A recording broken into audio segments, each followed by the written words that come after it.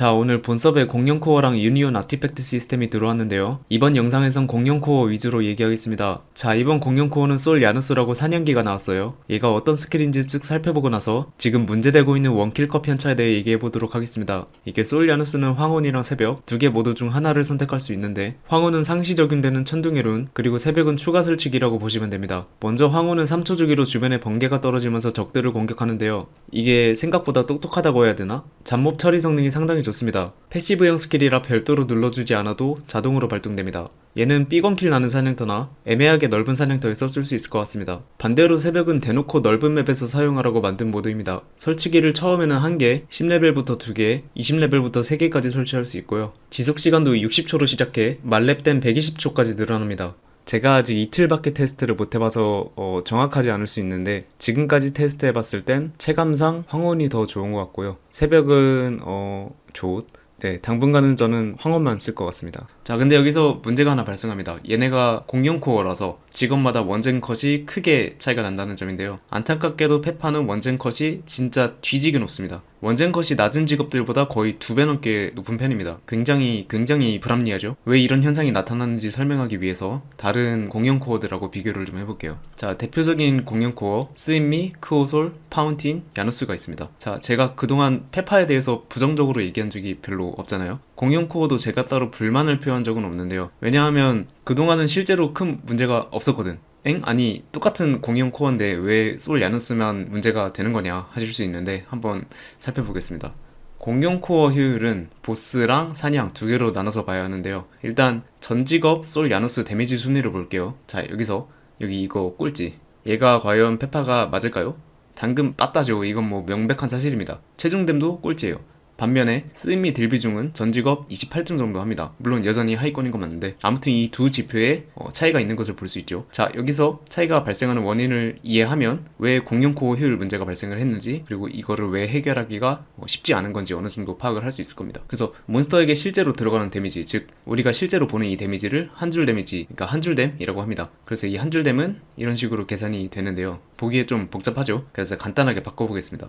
보시면 최종댐 수치가 계산에 포함이 됩니다. 다시 최종댐 그래프로 돌아와서, 최종댐이 높은 직업이 막 페파보다 2배, 3배 센가요? 아니죠. 최종 데미지는 한 줄댐 계산에 포함되는 수많은 변수 중 하나일 뿐이고, 보통은 직업별 무기상수, 숙련도, 스킬 퍼댐, 크댐 등등의 요소로 딜량을 보정하는 과정을 거치게 됩니다. 직업 밸런스를 맞춰야 되니까요. 심지어 이것도 한 줄댐 계산만 고려했을 때고, 실제 딜량에는 시간당 타수 또는 딜 구조적인 요소도 반영이 되어 있습니다. 여기서 많은 분들이 오해하시는 게 있는데요. 최종댐이 낮으면 스윗미 크오솔 딜 비중이 낮다? 이건 반은 맞고 반은 틀려요. 물론 최종댐이 공룡 코어 딜 비중에 영향을 끼치는 건 맞지만, 공룡 코어 딜 비중이랑 평균 최종댐을 같이 그려보면 상위 직업 몇 개를 제외하면 최종댐이랑 스윗미 딜 비중은 그닥 큰 상관관계가 없습니다. 다른 그래프로 봐도 별 상관관계가 안 보이고요. 자, 여기서 딜 구조적인 요소가 중요한 역할을 합니다.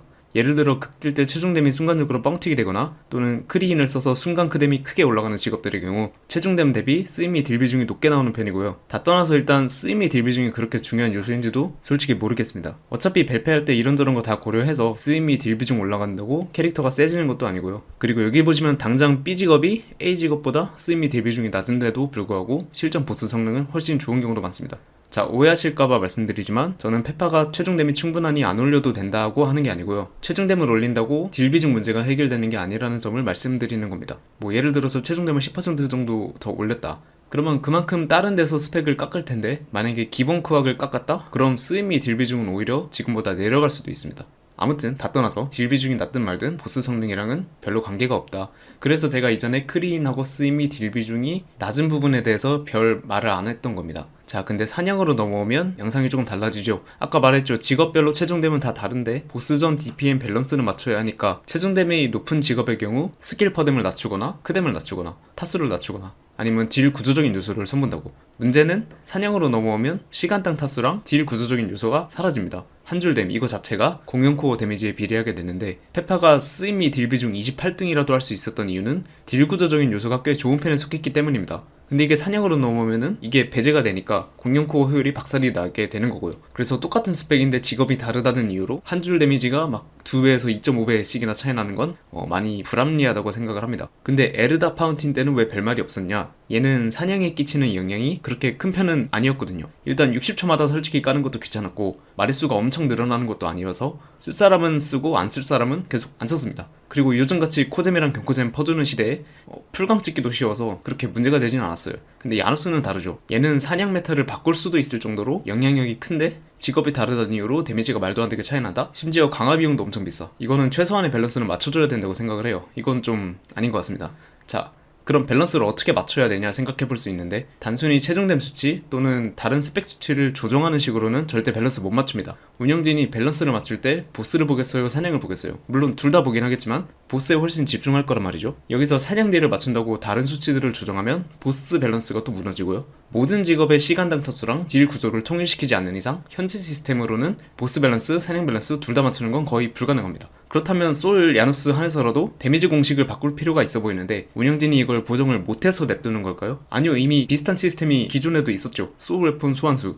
얘네는 댐퍼랑 최종됨 영향을 안 받는 애들이에요. 크뎀 영향도 안 받았고 이미 이때부터 사냥기 데미지 밸런스를 고려를 했다는 건데 왜 지금 출시되는 스킬들은 이렇게 만들어 놓은 건지 이해가 안 됩니다. 물론 댐퍼랑 최종됨을 제외한다고 밸런스가 맞는 것도 아니에요. 다른 변수들이 워낙 많아서 뭐 예를 들어서 최종됨 높은 히어로의 경우엔 이제 다른 스펙들을 막 깎아놓은 상태잖아요. 그래서 소울 스킬 한 줄 댐이 오히려 다른 직업보다 낮아지는 케이스고요. 이런 식으로 완벽하진 않지만 어느 정도는 격차를 줄일 수 있다는 점 말씀드리고 싶습니다. 아니면 일반 전투력을 따로 만들어서 반영하는 식으로도 어느 정도 해결할 수 있을 것 같고요.